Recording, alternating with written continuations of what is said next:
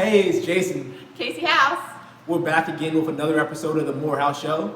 With a special guest, one of the co-producers of Panic at the Disco's new album. Check us out. We're here with Alice Kresovich, co-owner of the Cut Buddy and musical genius. Right now, he has a #1 album out with Panic at the Disco, and got some good things working. Yeah, I've been working real hard. Pray for the Wicked, Panic at the Disco's new album. I co-produced King of the Clouds, #1 on Billboard, so things are going well right now. Good deal. Thanks for talking to me. So Alex, what was your inspiration to start getting into production and producing music? That's a great question. I think that what was really important to me, like as a kid, I was always obsessed with music, and it was like an imaginative thing for me, and I wasn't like particularly good at any instrument, but I just loved the way music made me feel. And as an anxious kid, I have like generalized anxiety disorder, so it was like music was my escape. So I got to the point where I started learning how it worked. My biggest influence early on was Kanye West for sure.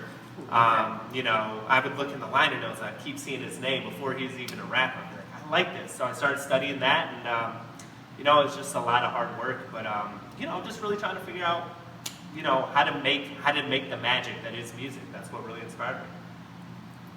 Alex, this is one of my favorite questions to ask our guests. How did you end up in Raleigh?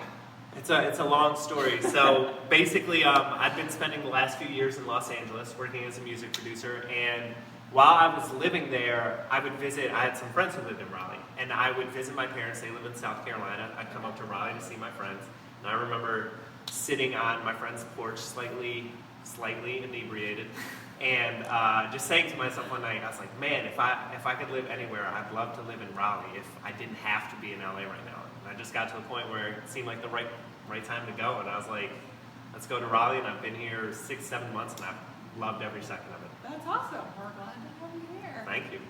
You've only been in Raleigh for a couple of months, but Yeah. What are some of your favorite things to do or favorite places to eat? Okay, so I'm just going to combine it into one because I love Southern barbecue so much. So if I can get a sponsorship from The Pit, if you're watching, I love The Pit so much. Shout out to The Pit. Shout out to The Pit. I love eating there.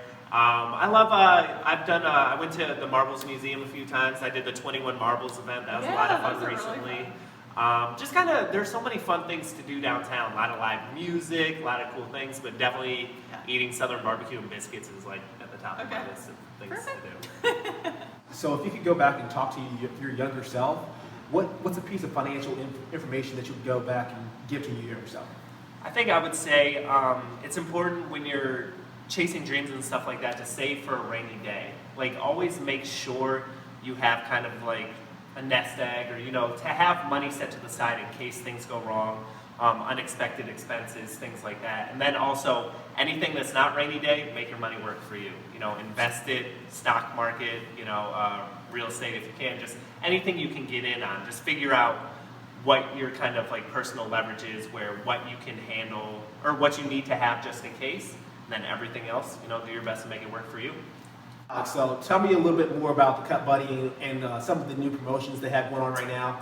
Obviously, you got one of your favorite marketers here with the Cut Buddy lineup. Yeah, we did get one of the best models for our last modeling campaign. We got a lot of cool things coming out this year. Some of them I can't say yet, but we've obviously partnered with Damon John on Shark Tank, so a lot of people saw that. So the wheels are really kind of going with that. And we're doing kind of new combo deals with some products. I guess I'm not supposed to talk about that, but here it is. You guys have exclusive.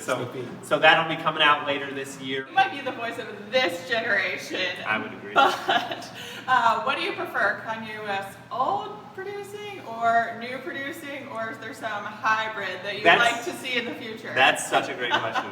I'm going to say probably I'd like to see a hybrid, but what influenced me, what got me going was the early stuff, the chopping up the soul samples and the way he did his drums and stuff. It was just so different. Everything he does is so different and inspired, but I think that was kind of like the age where, music impacts you the most, like, college age, like, high school, right around then.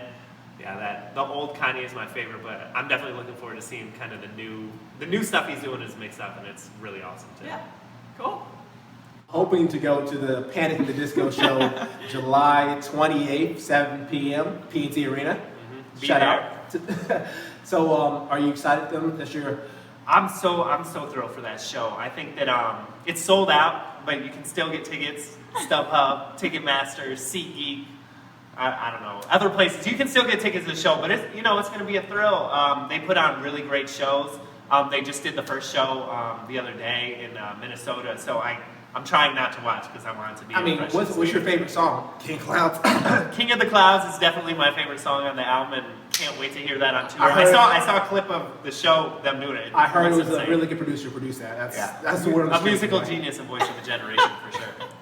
But yeah, very excited. July 28th at PNC Arena should be a great time. Come out, support.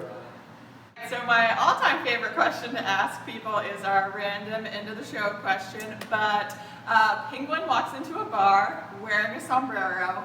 Why is he there, and what does he say to you? Well, first of all, he's definitely there because he's trying to chill out and maybe get a margarita or something. Okay. Feel a little more at home. Uh-huh. He'll come up to me and say, "That's a weird question." Be like, "What's poppin'?" What's poppin'? I like it. Well, thank you so much for joining us today. Thanks for joining us for another episode of the Moorehouse Show, and we'll see you next time.